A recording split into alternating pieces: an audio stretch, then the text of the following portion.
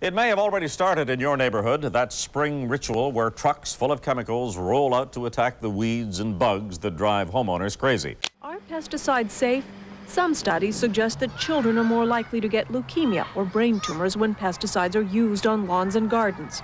Nothing more important to a lot of people than that lush green square of grass to call your very own. And to achieve that sometimes elusive goal, many of us spray our lawns with pesticides. Seems to work like a charm, apparently no harm done. Or is there?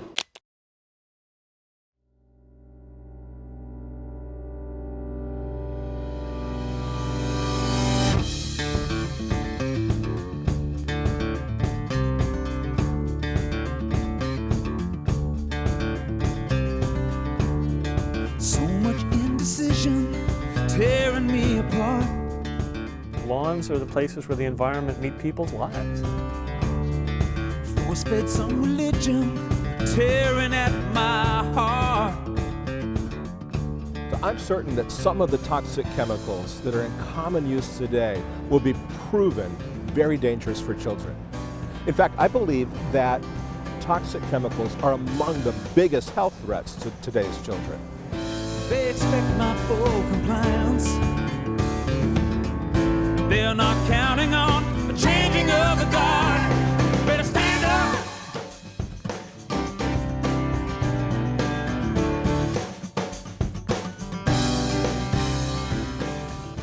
What we want to do today is to recognize a right that you and I enjoyed when we were growing up. It's the right of kids to play in the grass, to roll around in the grass, and to learn how to do somersaults on the grass without compromising their health. We can never allow what happened in Canada to happen in the United States. This was spoken last year by a guy named Alan James, who runs the Responsible Industry for Sound Environment, which, despite that friendly name, is actually the lead lobbying organization in the United States for the chemical pesticide industry. And why would a guy like that care about what's going on in Canada? We can't go on in this country doing things that are harmful. We're living in a soup of chemicals. I'm here today to tell you that what's going on in Canada No more pesticides! is exactly what we should be doing in the United States to protect our children, our pets, our water supply, our planet's future. Whatever you believe, gotta hold out for the truth somehow. Don't trust whatever they feed you. Hear me now, stand up. If you've seen signs that say keep off the lawn, raise your hand. Now, do you all keep off the lawn when those signs are up there? My dog doesn't. My dog doesn't. I found that a funny thing happens when you ask a classroom of young children or a neighborhood of grown men to draw the American dream. A lawn is almost always a part of the picture. I just like to play with my dog out on the lawn. Lawns define us as Americans in our movies.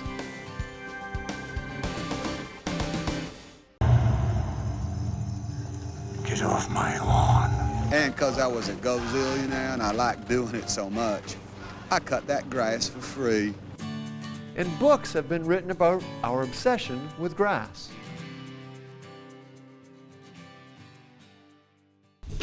They're causing turf wars in neighborhoods across America, becoming as controversial and as regularly banned as cigarettes and trans fats.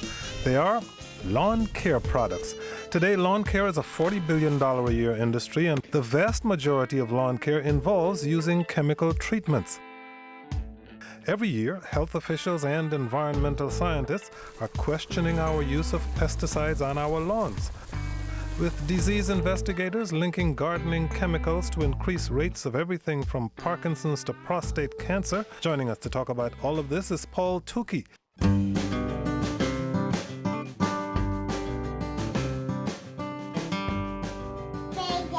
Bye-bye, guys. Bye-bye. I love you. I never set out to be an activist, that's for sure. Do I get kisses? But when I got sick on lawn chemicals and I heard that other lawn care professionals and homeowners and children were getting sick too, I figured somebody better speak out. I had no idea how hard it was going to be to convince people that their weed-free lawns could be dangerous. In 1988, I had a life trauma tragedy, and I had to go find a second income. And I said, what do I know how to do? And I bought myself a pickup truck and a lawnmower. And I declared myself to be a landscaping professional. Now, I didn't know anything more than how to walk in a straight line behind the lawnmower, kind of like Forrest Gump in the movie. Just make these nice straight lines. Cool breeze. Pesticides, 98% of the pesticides applied never actually hit the target pest. That's because homeowners are applying it as part of a weed and feed kind of situation. But one of the things that started to happen is that I started to put chemicals on people's properties. You had to do the so-called four-step plan. You had to put down pre-emergent chemical weed control, post-emergent chemical weed control, chemical insect control, and chemical fungicides. And you had to do this to be successful as a lawn care professional. At the end of the day, after spraying insecticides all day, you get eye twitches, you get muscle twitches, you get some headaches, so you knew you'd had enough. We would hire a lot of people, they'd come and they'd do applications and they'd have reactions or have problems with it, and they'd quit. I've lost a series of friends who've been in the industry and playing golf longer than I have to what I would say cancer caused by the chemicals in the field that we work and play in. And in 1983 I developed thyroid cancer, and one of the questions was with some of the thyroid cancer was some of the herbicides that I had used to spray poison ivy, and also the herbicides that we used on the lawns along with the chemicals. I also was diagnosed in 1996 with Parkinson's disease, and most of the literature questions whether you've had exposure to pesticides or chemicals. It would be better if they were not used. These are really toxic substances, and many of them are identified by authorities like EPA, the International Agency for Research in Cancer, and other governmental agencies as possible, probable, and known carcinogens. They affect the nervous system from the fetus right through the adult, and the more we can avoid exposure to those substances, the better we are. The first thing to understand about these chemicals is that they're designed to kill things. They're designed for death. The third year into it, I started coming home in the springtime after the pesticide season starts. And I noticed at first that I couldn't see the television very well, and I thought I needed glasses, so I went and got glasses. Then I found I was getting blurred vision, and then nosebleeds, and then headaches, and then nausea. I wound up in Boston and I was diagnosed with acute chemical sensitivity, and the doctor said if you keep using all of those lawn chemicals, you're going to be dead. He struggles at times though on the road, feeling like he's only getting to a handful of people. There's so much almost paranoia about the management of turf. It's gone to the extreme now. I want people to be afraid. I want people to be afraid of chemicals.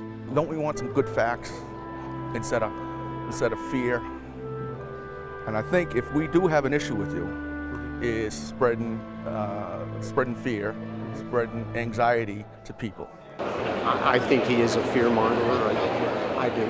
Hey, how are you? How you doing? Good, how's it going? Good. I think when he heard about this group of people in Hudson, especially this one woman, June Irwin, who seemed to really grab his attention, I remember it was like just only like a month or so after he read about them or heard about them, he's like, we're taking a trip up there, we're going up there. Now, the face of the future. This is someone that you've never heard of, I'm sure. Her name is Dr. June Irwin.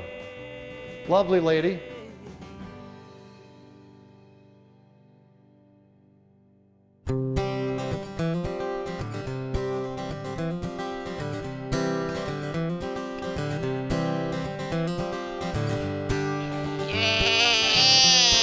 Okay, come on. For you. Hey, that's my ram.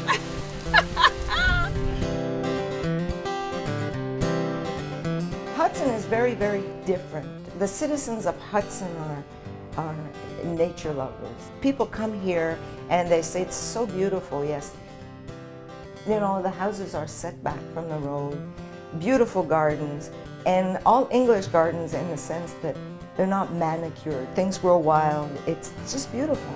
It's such a beautiful place. You're close to nature. There's birds singing, there's frogs. You name it. We've got everything. And I think it's important to keep it that way.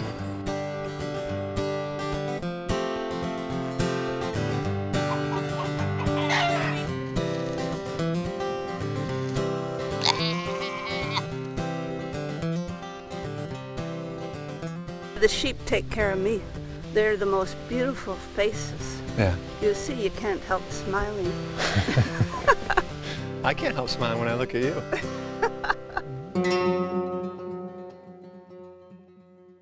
A child of 10 months old fell sick with vomiting, diarrhea, and fever, and became comatose. The etiological inquiry revealed that her paraplegia was due to an intoxication by a derivative 2,4-D utilized to kill weeds. Change doesn't happen overnight or in a vacuum. It happens with people who dare enough and care enough to make a difference. I had a woman come to me in September of 1984. She had a rash on her feet. Now, despite the usual treatments, the rash got worse and worse, spread all over her body, and then in November we had to admit her to hospital. She was a bit delirious. She lost her hair and her nails. And she was toxic. The only history we could get of any toxic exposures was that her husband used to put Killex on the grass in the summer. That's the weed killer containing 2,4-D. In the spring of 1985, I sounded an alarm. I was frantic. I phoned the chief of this department, who happened to be my classmate, and I told the secretary why I was calling. No answer. I phoned the chief of another department that I knew. No answer. And these are medical departments you're talking about? Yeah, at the Montreal General Hospital. Mm-hmm. I said, nobody seems to be worried. So, I went to the town of Hudson with my first letter.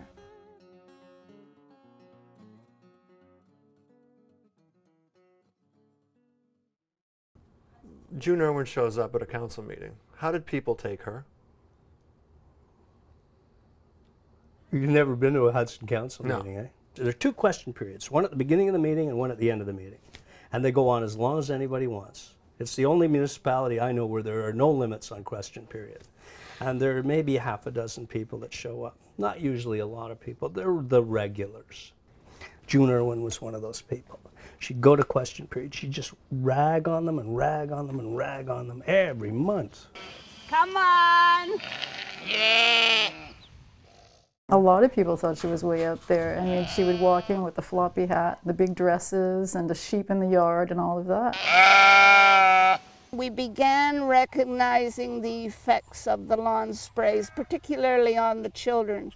They came to my office with rashes, diarrhea. Sometimes the diarrhea is so severe they had loss of their anal sphincter control. For a long time, people around the village, was probably, oh, that's crazy, she's crazy, that woman, she's nuts, she wants to do this and that.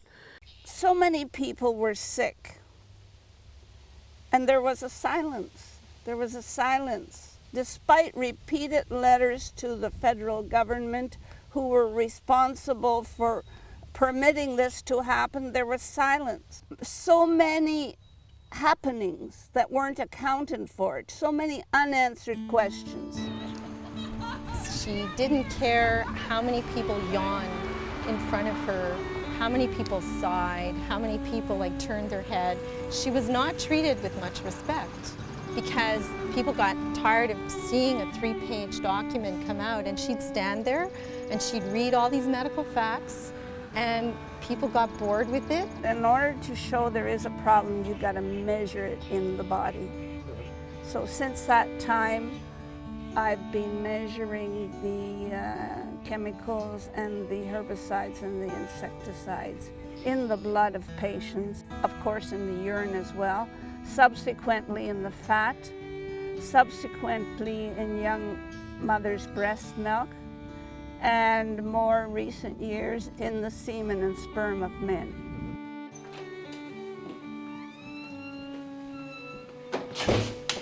I've heard people tell me that there are at least some counselors who would kind of roll their eyes, and it was, oh, here goes June again. Yes. That's yes. accurate? Yes, it's true, because it was so overwhelming.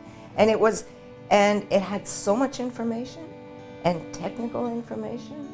So you figured, oh, I have to learn this, you know. So it was, yes, it's true. And everybody in the audience. Gordon Sinclair, he died a few years ago, but everybody loved him and respected his knowledge. He taught us a lot how to lobby for something. And the first thing he told us was, letters to the editor are free. Yeah. So did we write? Did we write? You say we wrote letters to the editor, but if you go back to the newspaper, we means you. I wrote so many letters that people would walk into my office, do you want to sign this? I mean, oh no, I would phone up somebody, what do you think of this? And as they're talking, I write it down. So I type it up, go over, and do you want to sign it? And I put it in the mail to make sure it gets there. Yeah. But they would tell me their ideas, and I would write it down. Yeah. So they were. So you were a reporter. Well, that's it. I was a reporter. I was the secretary. There you go. If you want to get something done, you got to go for it.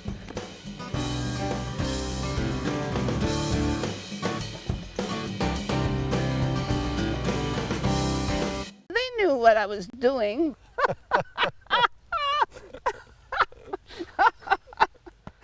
June Irwin, crazy lady, absolutely nuts, like totally off the wall, lives with their sheep. But the thing about June Irwin is that she sounded right for a lot of people in town. She just sounded right. She just said the right things. For 6 years, a sheep farming dermatologist named June Irwin was relentless. But people kept applying lawn chemicals in Hudson until the politics changed.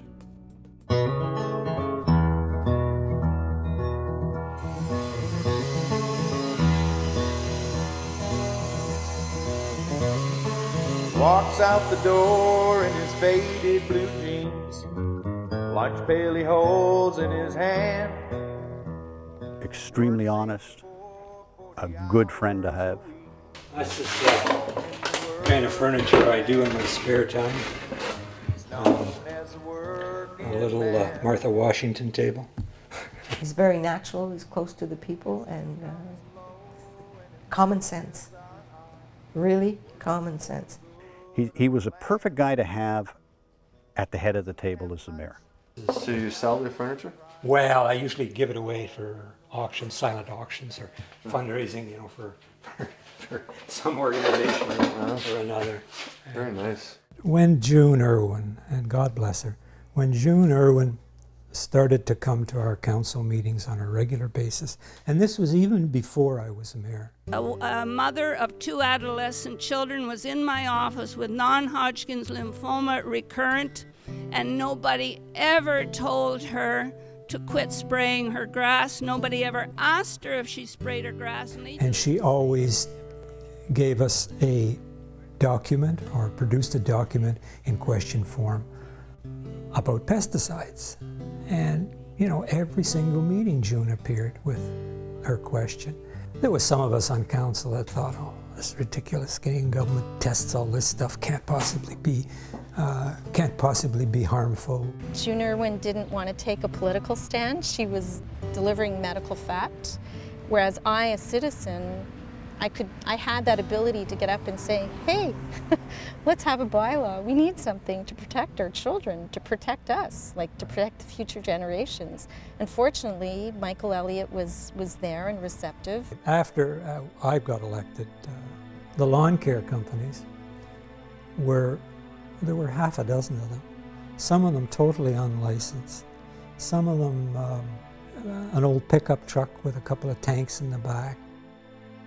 There were people that were really concerned with, you know, trucks, tanker trucks rolling up to the front of their homes, and an applicator getting out and shooting, literally sort of shooting from the hip through a 2-inch nozzle.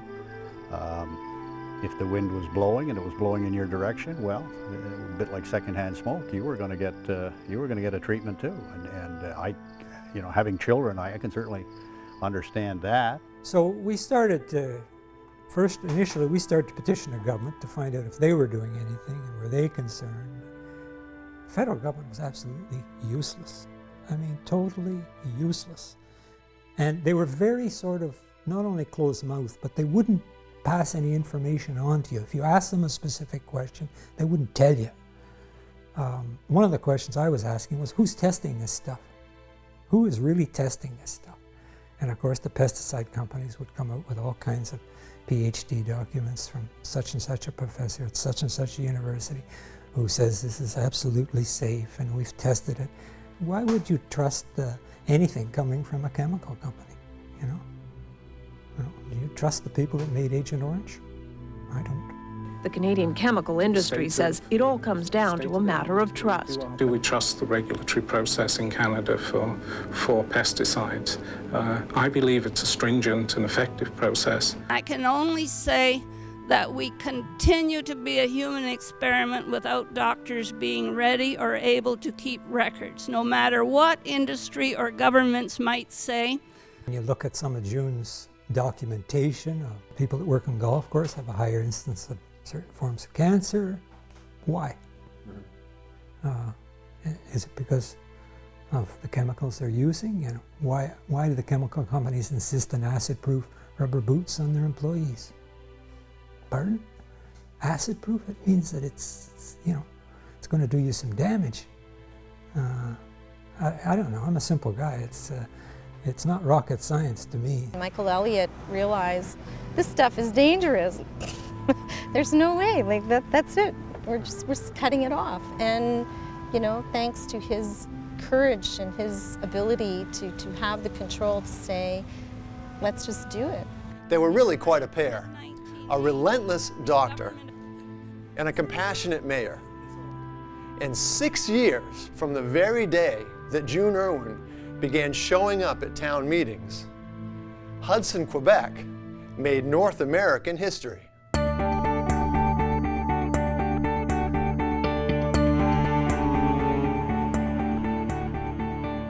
Hudson set a precedent by banning pesticides in 1991. Those concerned about pesticides all point to the town of Hudson as an example for the rest of Canada. When we finally took the vote, it wasn't unanimous on council.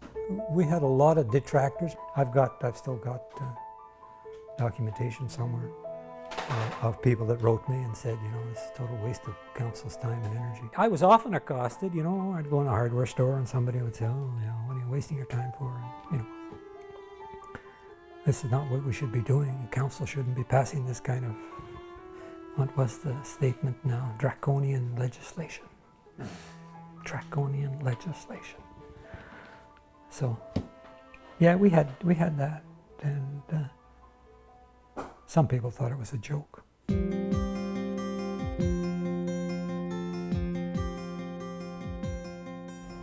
Are you asked questions when you go to conventions about Hudson? Are people aware of what happened here? Actually, very much so. And I get asked all across Canada, actually, by people. They'll call me up because they know me through other things and say, what did your town do? How did they do it? Why did it happen? What do we do to prevent it? What do we do to get it, depending on which side they're on? Okay. Nobody gets together around cocktails after the convention and says, boy, what a bullshit law that was? Yes, Yeah. yes, definitely. Yeah. We do feel it's overdone, and we do feel that it wasn't quite correct, but when we read about, for example, global warming, and we don't, all these scientists working on it, we don't have a clue whether it's real or not real. How do we know if this is real or not real? Who do we believe? I don't have any idea who I believe. I don't believe my government. I don't believe June Irwin. I don't believe the chemists from the chemical companies. So who are we going to believe?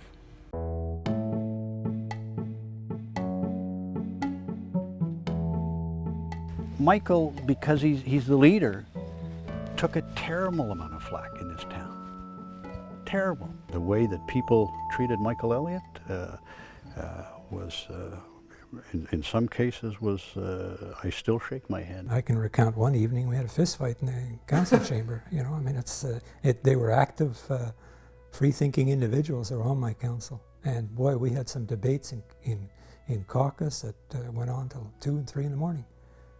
trying to hammer something out. Maybe we were vilified because of that. Those who study these chemicals say the alarm is unwarranted. Chances of harm are very, very, very small if these chemicals are used properly. And the benefits of increasing the aesthetic beauty of the environment is probably better than the risk that you'd be exposed to. Of course, the pesticides companies went absolutely ballistic when they heard we were contemplating some kind of a ban. In fact, I can remember 3 of pesticide people in my office at the time threatening me that they'll take us to the highest court in the land. Fine. If we lose, we lose. We win, we win. Is the pesticide an issue that deserves the attention it's getting right now? I don't believe so. I wasn't afraid. You know, I guess too arrogant, you know, I don't know. I wasn't afraid. I said, sure, we'll go, you know, we'll go to court with this, sure.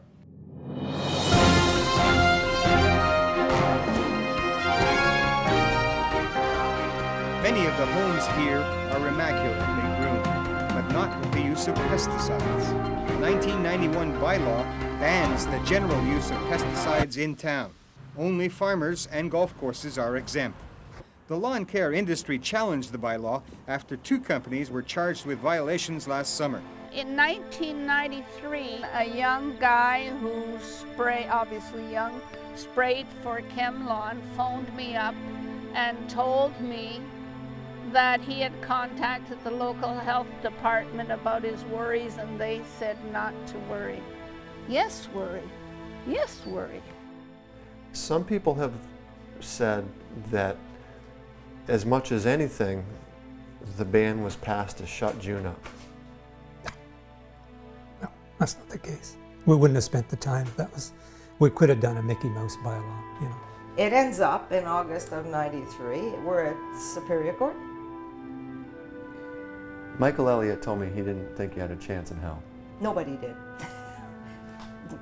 Nobody, not our legal advisors, nobody thought that we could win this, never.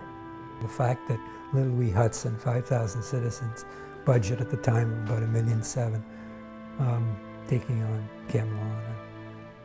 I know that the chemical companies were very arrogant, very.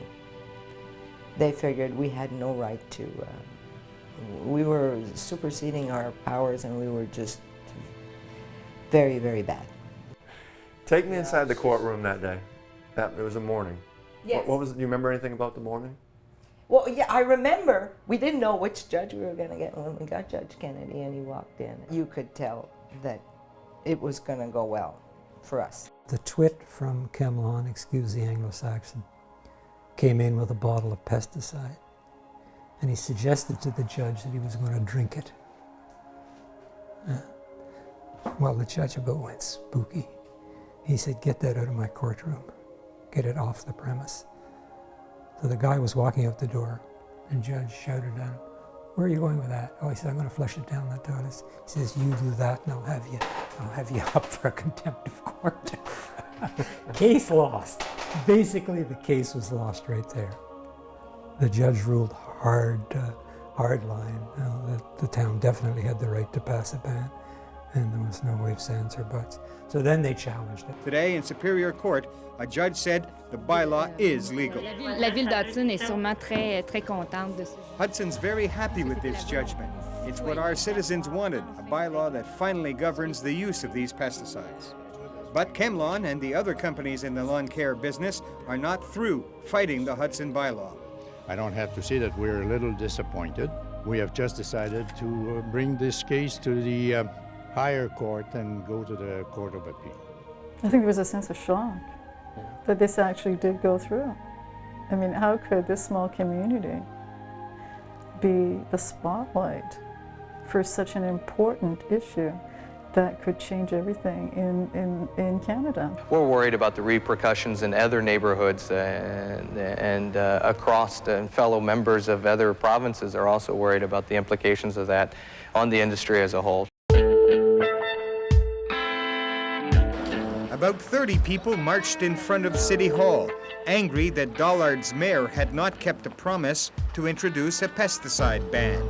I think everybody would like to see a bylaw that Hudson has.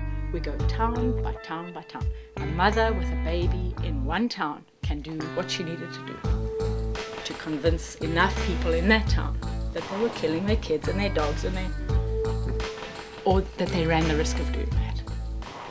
So that's the strategy. So what inspired you to do this? Absolutely the Hudson bylaw. Having one beacon, we called it. Hudson was the beacon, and if they can do it, why can't we? It was just lobbying and persistence and petitioning and whatnot that was needed, and anyone can do that. They've taken their fight against pesticides to City Hall, where they thought they had allies. Most cities on the West Island have banned pesticides. Earlier this month, Ile Bizarre decided to join them. I had small kids, and they were playing in the grass, and the neighbor started spraying, and the drift came onto my kids. So I asked them to stop, and the man told me, well, you have a free treatment. Well, what's the point, you know? So I was really surprised about that, and I said, well, there is a problem here. What happens in Canada that makes you get involved in this issue? Oh, I remember the exact day. I was a mother of let's say she was about 9 months old. It's spring, our first spring in Canada. This little baby, and we go out of our house, we step out the door, and I hear this noise. And I get a fright, I look, there's this huge truck spraying. I've never seen it. In South Africa, there was no such thing. I go, what on earth? Just the noise annoyed me. Just the noise. So we go for our walk, little toddle, whatever, come back, and then the truck goes. So I go over to the neighbors, and I say, what was that thing? What happened here? And they say, what do you mean? We're spraying our lawn.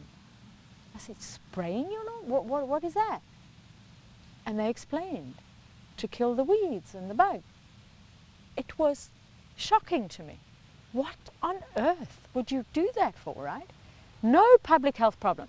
Just like bizarre behavior, noisy truck in my neighborhood. Of course, after a week or two, I saw more and more of these damn things rolling in, and I started to realize that this is really something that these people do here, these bloody Canadians. I live quite close by. We live just a couple of towns over. Okay. So the Hudson issue is being followed quite closely because militants and just citizens in the other towns were starting to say, well, let's do the same as Hudson. There was strong public pressure in the municipalities in the area and across Quebec to come up with these tougher and tougher rules against pesticides, especially for ornamental and decorative purposes. I mean, there's no reason to pour poisons onto your lawn that your kids are going to be playing on, or into a park or near a school. There's no reason to be using them at all. When we first bought the house, the lawn was nothing but brown. So I called my father-in-law. He's really good with the lawn, he knows exactly what to do. Well, I told him use Scott's Turf Builder. We've lowered the price of looking beautiful. Oh, there were dead spots everywhere. This is the right stuff. Ortho Weed B Gone Max. It kills weeds down to the root. Can't stop weeding? Then apply Preen for gardens. Yeah, it's all about passing down a tradition. Like my dad passed it down to me, and I get to pass it to my son. I was very curious about why people use lawn care pesticides. I really wanted to know the psychology of it. And basically, they really cared not so much for themselves. They cared that their neighbors would think that they were keeping their homes well, and that they kept up a good lawn. That seems to be a big status symbol, to have the most perfect lawn in the neighborhood. Now, I call this my metaphor photo, because we have to change a mindset. That little guy on the left was my 85-pound offensive lineman's son from the town of Cumberland. The guy on the right, I call him Bubba, 220-pound 10-year-old. Now, before the game, all the kids on our side of the field are looking across, and they've got their 85-pound guys, and they got this one guy, Bubba. And all the kids on our side are sitting there going, who's going to have to block Bubba? And sure enough, first play of the game, I got my long lens camera out there. My son gets into the three-point stance, looks up, sees Bubba, and says, Dad! What do? I said, you got to figure out a way to block Bubba.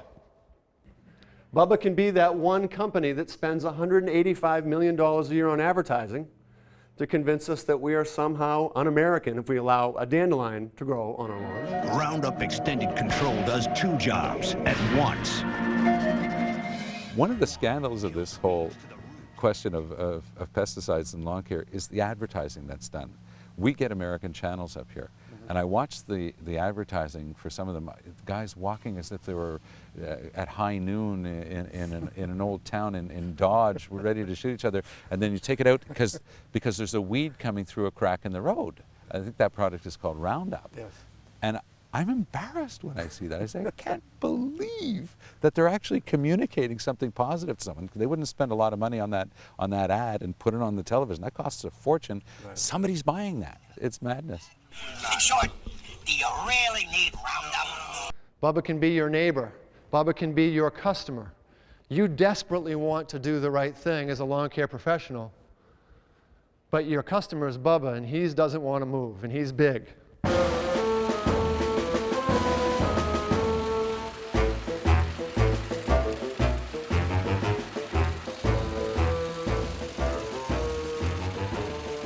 Over the years, people got to the point where they didn't like that variation in their lawns. They want that uniformity look and so forth. And so no dandelions, no weeds of any kind. Do you see any fundamental problems with that, or are you comfortable with that? As far as I'm concerned, if that's what the customer wants, in our case, that's what we see and we hear all the time. If there's variation in the product, they're not happy. And we have the reality of we have competition. And the farm down the road is selling a totally weed-free, clear product, and we don't have a lot of choice. So if you don't have a weed-free product, you're out of business. Yes. Now, to carry this Bubba metaphor one step further, Bubba can symbolize the American dream itself. Nobody wants to give up the American dream, and it's our job to redefine the dream. I think a green lawn, something that other people are going to see, something that is going to be a badge of your success, of your goodness, of your morality. It does relate to the American dream, and it's sort of like, how do I show other people that I have been successful? This looks nice. It just looks nice. You live a certain way. Yeah. Now, these attitudes were shaped a long time ago when our grandparents, the people that Tom Brokaw said were the greatest generation. They came home from the war and they started building these great new communities, the Levitowns, where everything had to look like everything else. So you had this kind of, this is a bit of a stereotype, but the whole 1950s idea of conformity, and people are saying, make sure that that you're keeping an eye on your neighbor. Don't let, if that guy's hair is getting too long, you never know what might be going on in there. The lawn care thing is an interesting story because you actually have almost like a visual parallel where you would have, the message being that if a guy has a shaggy lawn, he probably has shaggy politics. So you have this kind of uniformity, the Levittown idea where, there are these like neighborhood statutes that you have to mow your lawn every single week. You see these in these neighborhood associations where, a gated community will say, we will hire the lawn care company, and you are actually not allowed to choose to say no.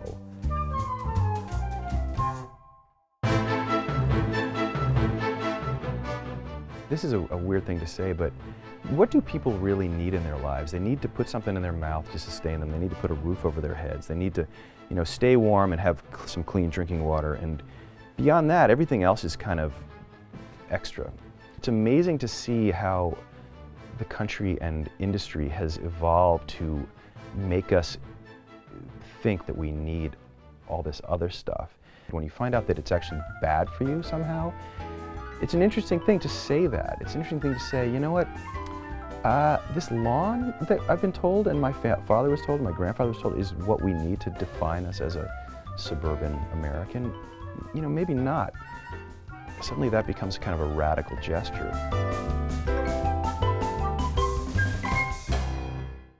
And the fact is that you can't have a very nice green lawn without toxic chemicals, without harmful pesticides. In fact, you can have a great lawn organically.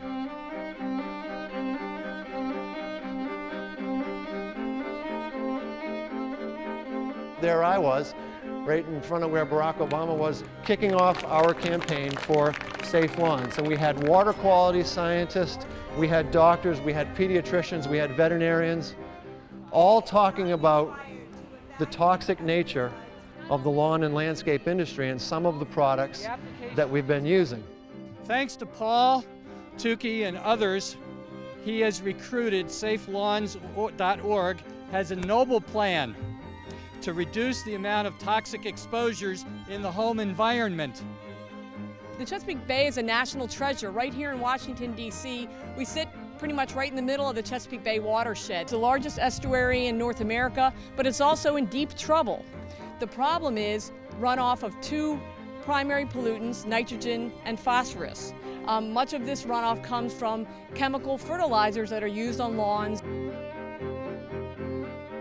I'd also like to talk about our pets because I am a veterinarian and I'm very concerned about pets that have access to lawns that are treated with our pesticides.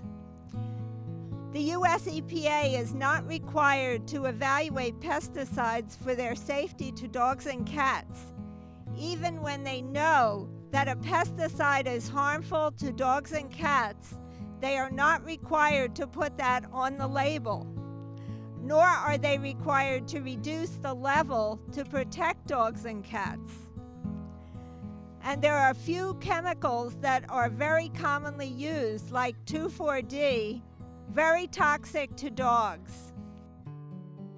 As a practicing board-certified pediatrician and internist with a special interest in environmental medicine, I have cared for many patients of all ages who have been adversely affected by pesticides, herbicides, and other toxic chemicals. All humans are affected, but some are affected a lot more than others. This is the fourth or fifth doctor we've been to. I've kind of lost track all these years. The teachers ever since preschool have been telling me that my son has attention deficit or hyperactivity disorder, ADHD, and I've really been in denial all these years. I never wanted to admit it. He's my best friend. He's a great kid. He's friendly and loving, and I just never wanted to admit that there was a problem. And I kind of wonder if my past is part of his problem. I see them have fatigue or weight gain, immune suppression, they get recurrent infections, and they get thyroid abnormalities. In addition, their symptoms resemble attention deficit disorder, which is a surprise to everybody. As a tiny Maine-based organization, we were proud of ourselves that day in Washington. We had a couple hundred people. It wasn't quite the audience that our new president had in front of the Capitol, but we were proud. And one notable attendee was Alan James himself, you know, the guy from Rise who said what's going on in Canada is not a good thing. That very day, April the 4th, 2007, Alan James issued a press release essentially equating the arrival of spring with the availability of pesticides, as if one weren't possible without the other. To paraphrase it, he said, when used according to labeled directions, pesticides are not a threat to people, pets, or the environment. Pesticides help provide the beauty we have come to associate with the beginning of spring. Isn't that lovely? That's almost poetic. We took the timing of Alan James' press release as proof that we were getting under his skin just a little bit, even with other doctors, scientists, and activists beginning to talk about the dangers of lawn chemicals. Rise in the chemical industry continued to claim its products were absolutely safe.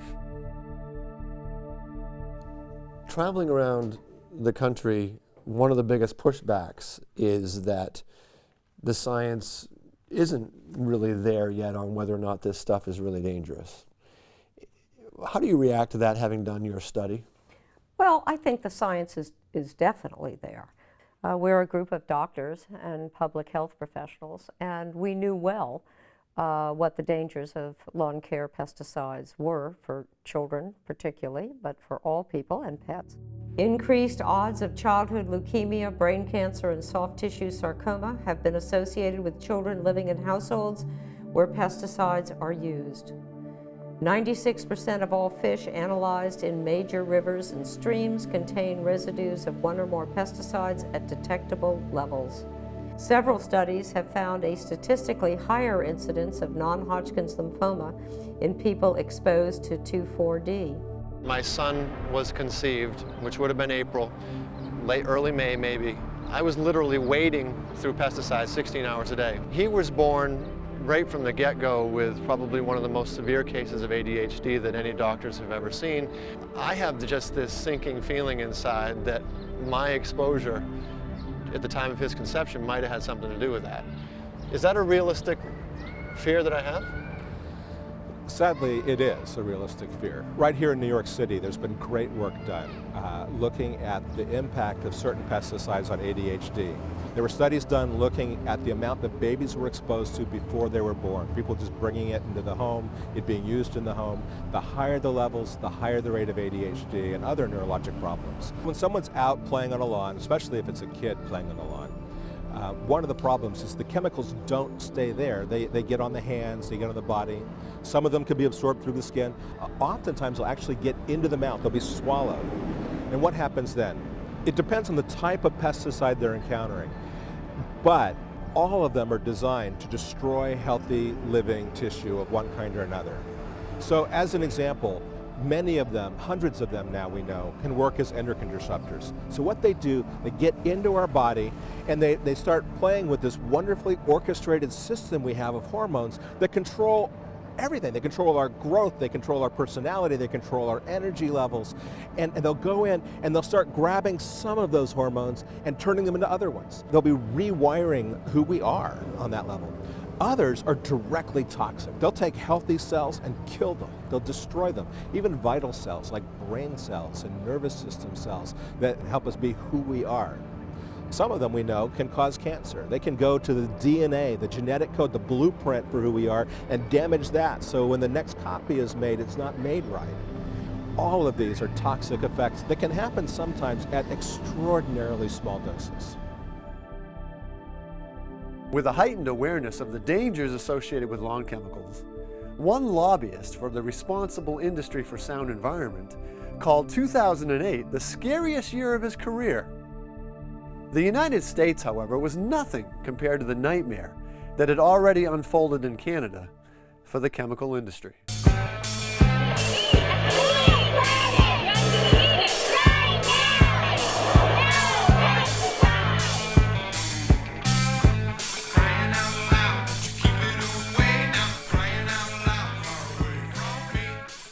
After my first letter in 1985 to the town of Hudson, I'm coming to work in the afternoon.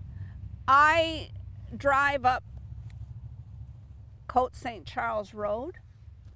There's some guy spraying this little round at the top of Ridge Road. I stopped my car and I said, "What are you spraying?" He says, 2,4-D. I said, "Who are you?" He wouldn't give me his name. And so I was so angry. I sped right around. As you can probably gather, I come across strong, eh? You hit a nail, you gotta hit it hard.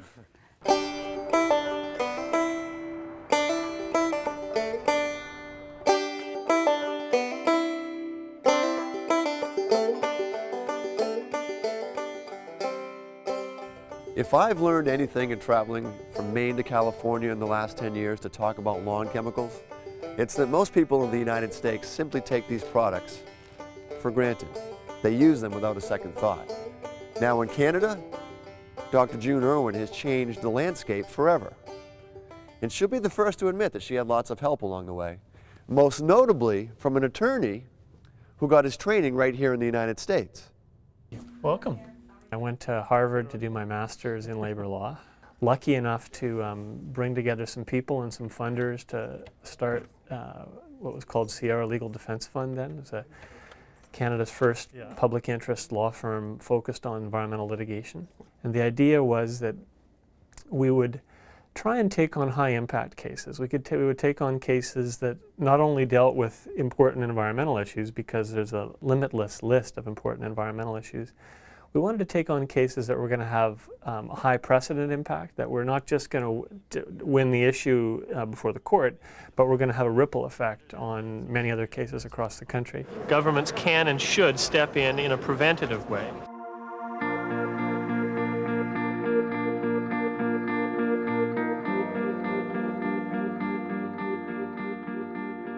Do you recall when you first heard about the Hudson case?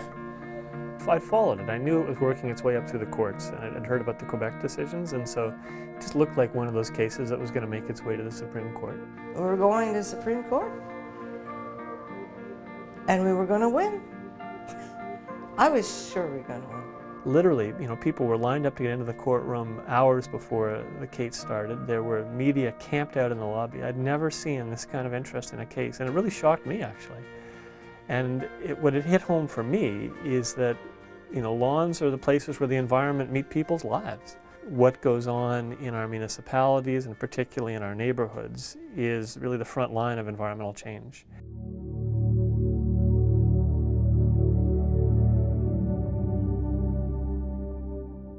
What made you so sure? It just made sense. Why wouldn't you be able to do something to protect the lives of your people? It made too much sense. Why would 9 people, 9 judges who have the ultimate wisdom not see that? It's quite something to be at Supreme Court, It is.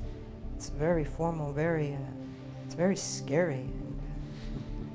But they are human beings, and they have the ultimate wisdom, and they can see things that others can't. It's uncanny. So I'm just meeting you now. I'm reading aloud here. Claire Leroux Dubé is typically remembered as one of the most prolific dissenters of the court. Her judicial view was atypical for her time and often clashed with the majority of the court. Her writing style and her tendency to use social science research in her opinions made for considerably lengthy writings. Yes. So does that ruffle some feathers? It must. Oh, yes, it did, and it made difficult battles for me. You have to have the courage of your opinion, but that's freedom is my, I couldn't live without freedom of mind, freedom of thought, freedom of expression or whatever. After 10 years of fighting this tiny town of Hudson, from local court to Superior Court, to the Court of Appeals, and ultimately to the Supreme Court of Canada, the chemical companies were still defiant. Really, there's no evidence about that, what you said, okay? It's really not proven that pesticides are causing any problems to the health. We use an average of maybe 35 milliliters of herbicides spread over an entire back lawn as such, in 15 gallons of water. So I think that the possibility that it's going to have some effect on the environment or the human or the dogs under those low conditions is very, very nil. But ChemLawn's final argument fell on deaf ears. The billion-dollar company was about to be introduced to a whole new legal doctrine, a whole new approach to environmental law, what my grandmother in Maine might have called better safe than sorry. For the first time in world history, a court, the Supreme Court of Canada, was about to invoke the precautionary principle.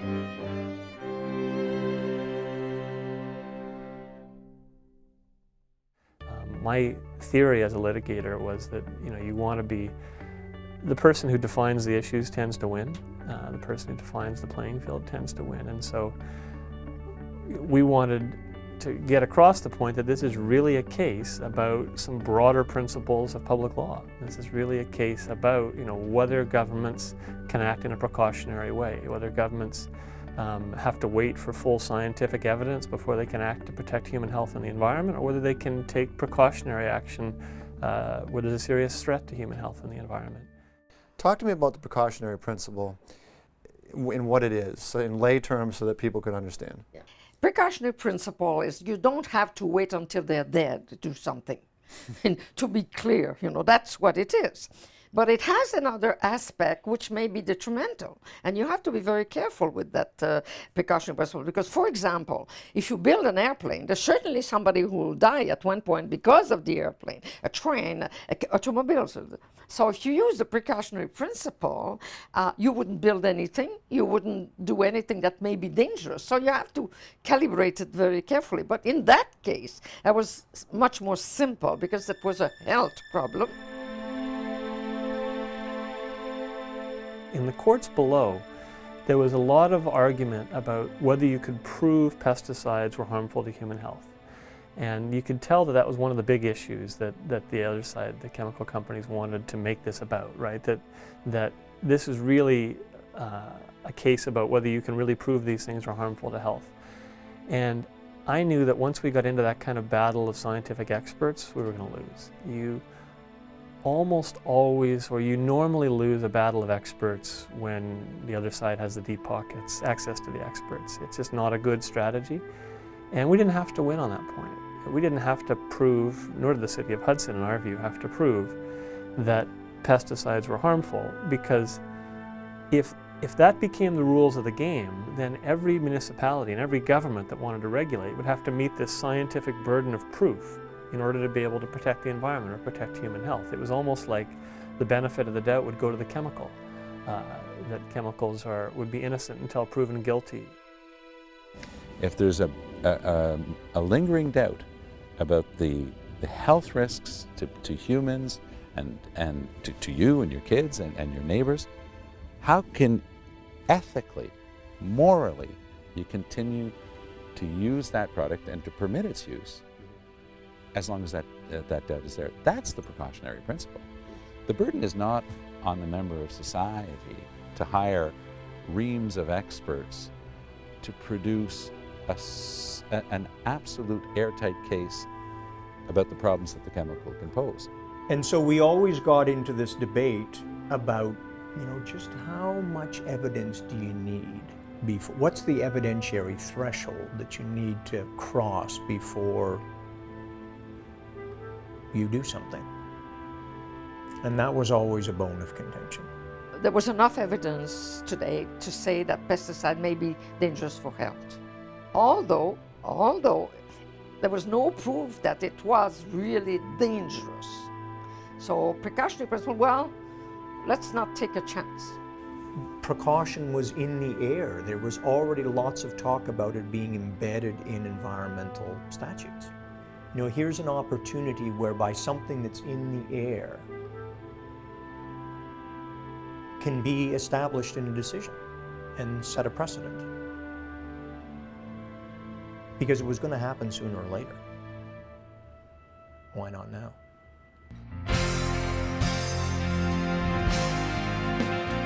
As often in environment, it's a woman's voice that gets heard the most. And in the opening of her judgment, Claire Leroux-Dubé simply puts out the terms our common future. The context of this appeal includes the realization that our common future, that of every Canadian community, depends on a healthy environment. In the words of the Superior Court judge, 20 years ago, there was very little concern over the effect of chemicals such as pesticide on the population. Today, we are more conscious of what type of an environment we wish to live in. and what quality of life we wish to expose our children to. This court has recognized that everyone is aware that individually and collectively we are responsible for preserving the natural environment. Environmental protection has emerged as a fundamental value in Canadian society. You opened up what we call a big can of worms. Well, because other cases, not even related to pesticides, are now invoking the precautionary principle. Exactly. Some lawyers for the appellates and the lawyers for the whole worldwide chemical industry are mad as hell at your decision. Well, I'm glad they're mad because I feel that's a good decision. So, if they're mad, they have to rethink a little bit their way of thinking. Well, I don't think the United States signed on. It doesn't sign anything.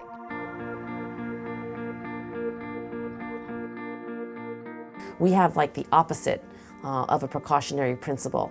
And so that is why it's more difficult here in the United States.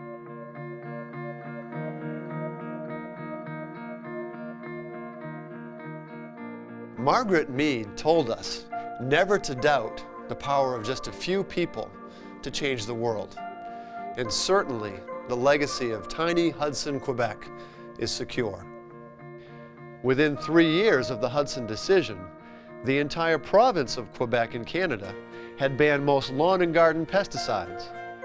In 2008, most major Canadian retailers, including Home Depot, voluntarily removed synthetic lawn and garden pesticides from store shelves, saying in their press releases that they want to be friends of the environment and work to find safer alternatives. How are people in Quebec dealing with not being able to use the traditional pesticides? Well, we haven't really seen that much of an impact in our store. I think people were ready to sort of make that shift towards more green, more environmental friendly products. Does it surprise you to know that the United States still sells all those products? No, not really. I think that it's with time. Eventually, probably people will maybe push for more of those things in their community. By 2009, the province of Ontario, including the nation's largest city of Toronto, had passed an even stricter ban on many common lawn and garden products. When it comes to our homes, playgrounds, schoolyards, and the like, we think that we have a special shared responsibility owed to the youngest generation.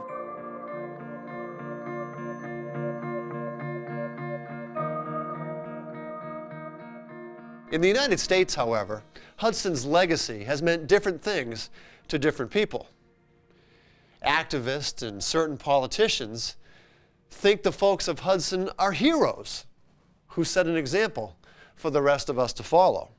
It's been an inspiration. And when we first heard about the little town of Hudson, like the little engine that could, we looked closely at it and thought, how could they do this? And we can't do this. The chemical industry views Hudson as the town where the time bomb started ticking. Even back in 1991, while most of us were blissfully unaware of what was going on in Hudson, the chemical industry was already taking action. They gave Alan James a new job as leader of the responsible industry for sound environment. And their goal was simple, really, to go state by state by state to make sure that nothing like Hudson's pesticide ban could ever happen here. We just couldn't get over it. Little less was targeted by a lobbying group in Washington. To think that the lobbying groups have such an influence over what is done is a pretty scary proposition, really. It's the best science that money can buy, and you know, it really is, because you can pay these guys to say anything. Now, by the time the chemical lobbyists were finished, 41 of 50 states had enacted what are known as state preemption laws, which basically means that it's illegal for a little town to pass a law regarding pesticides or fertilizers that's more restrictive than the state law. The chemical industry goes to great lengths to make sure that their legal right to sell pesticides is viable in every single corner of the United States.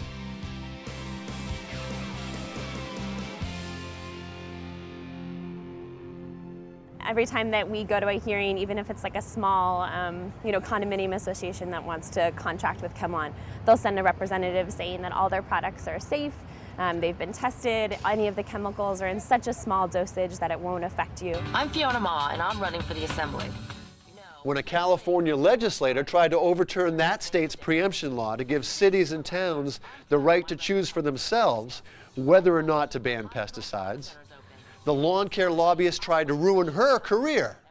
I was getting some threats from the chemical industry, from the California Chamber of Commerce, saying if I was thinking about running at the state level that I should not, pursue this issue. When Connecticut passed a historic ban on lawn pesticides around all that state's schools, the pesticide lobbyists tried to stand in the way. They tried to marginalize me, first of all. It's very difficult to be an activist. You are up against industry and jobs and people who make money on what they're doing. You are attacking their livelihood. So I'm very sympathetic to it. However, I do believe that we can't go on in this country doing things that are harmful. We're living in a soup of chemicals. And America's really been kind of left behind by the rest of the civilized world when it comes to its regulation of pesticides. That's frustrating. We're up against really vested interests that have, you know, almost bottomless pocketbooks. But, you know, I do think we have, you know, history on our side. We have the weight of science on our side. It's called follow the leader. You get one jurisdiction kind of breaks from the pack and tries to get out ahead and experiment with a bold new approach. And if they have some success, others kind of follow in behind. And of course, this was a prototype example of a follow the leader approach.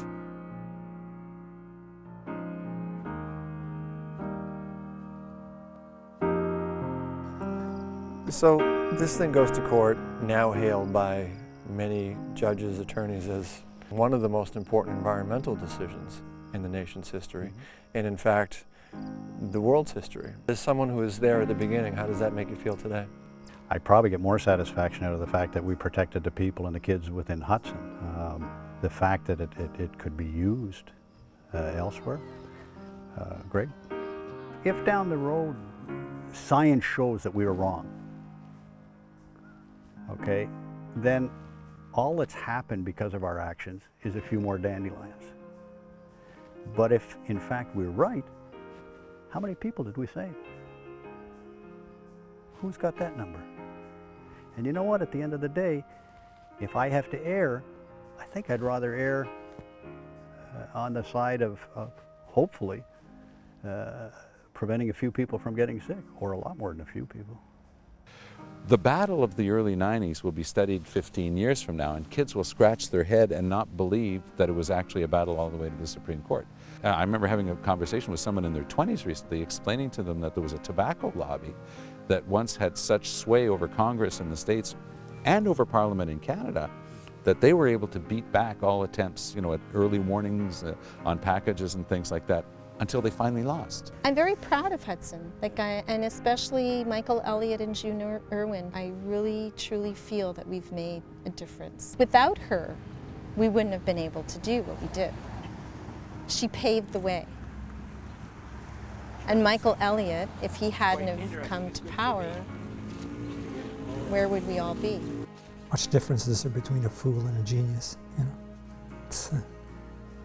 It's you know, it's a moot point, but I think June's a very sane person. They should have given her a Medal of Canada or something. She was recommended to me as a dermatologist. She's very, very brilliant. She's a sort of doctor's doctor. She's not attached to any hospital. She's not on the staff of any hospital. I mean, her office is something to behold. I mean, where else have you ever seen a doctor's office where people are lined up in the corridor sitting on the floor, waiting, and they'll wait for a long time. So obviously her patient clientele is very devoted. I visited June Irwin's office too, and like everybody else, I waited in line, and when it was my turn, she clipped some of my hair, she drew some of my blood, and she ran some tests that proved that all those chemicals that entered my body 15 years ago when I was a landscaper, they're still there, and they're still causing a problem. I just have to deal with it. When I leave home now, whether I'm speaking to 10 people or 1,000, I always have my son's struggle in mind. But whether my pesticide use affected him or not, what could be wrong with trying to create a safe environment for my children and everyone else's children? Success is how many of you charge out of here today and you're daring to talk to your mayors and your town managers and your city managers and say, we don't want chemicals on our lawns anymore. We don't want our dogs and cats rolling around on that stuff. We don't want our kids picnicking on this stuff. And I'm so thankful to June Irwin and to Michael Elliott and to the people in Canada who showed us what we ought to be doing here in the United States. She was unstoppable, that woman. Many people would say completely crazy. And people would laugh about, I'm just looking at my skirt. If I put a hat on right now, I could mimic June Irwin. She would always be in like a hippie skirt and walking with a sheep in Hudson. And people said, June's crazy, don't worry about her. And some of us said, maybe eccentric, but she's ringing a bell. She is ringing a bell that deserves to be heard. Michael's driven by a sense of the greater good that I'm driven by.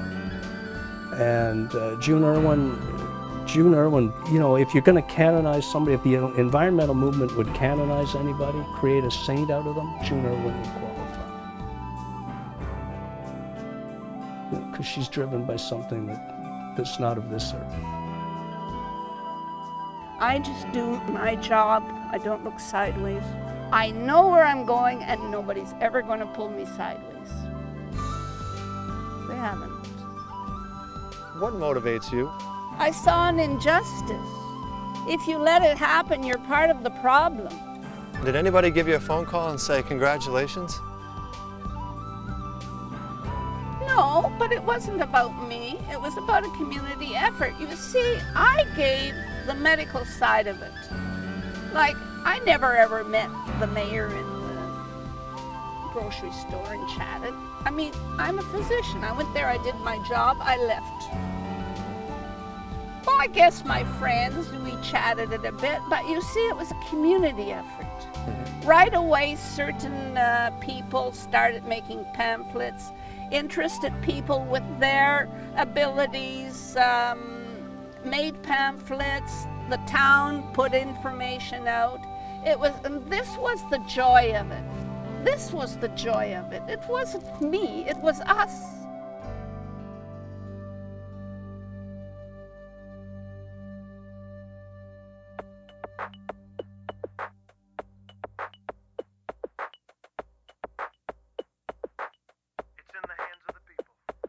Na na na na na na na na na na na na, yeah.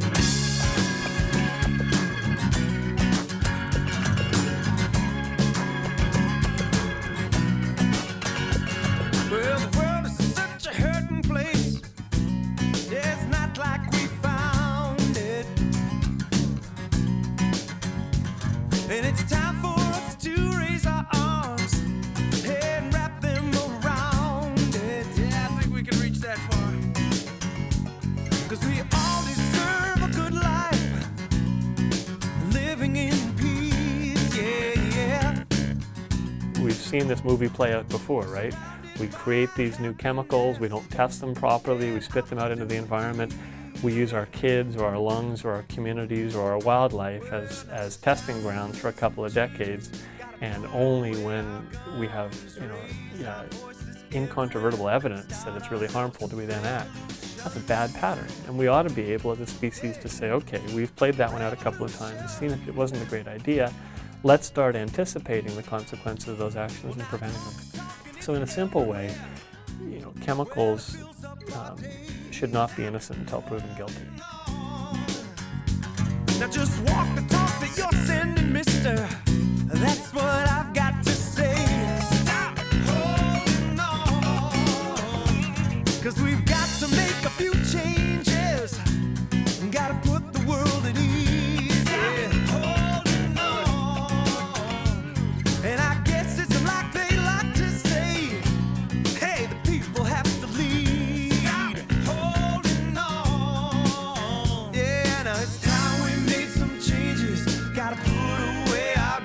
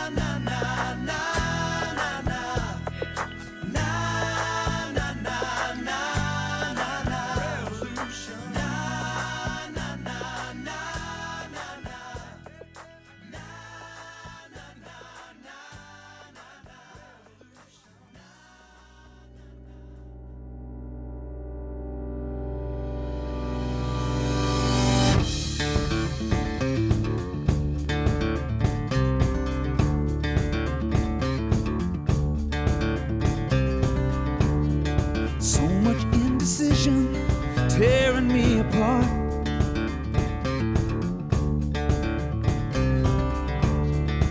Whispered some religion tearing at my heart. They expect my full compliance. They're not counting on the changing of the guard. Better stand up, stand for something, don't take whatever they leave you. Gotta know why you believe whatever you believe. Gotta hold out for the truth somehow, don't trust whatever they feed you. Hear me now, stand up proud.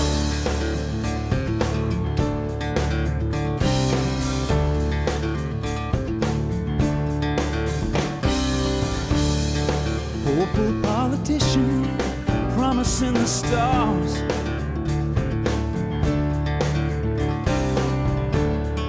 Tells me my condition is someone else's fault. He's not looking for the answers. He's just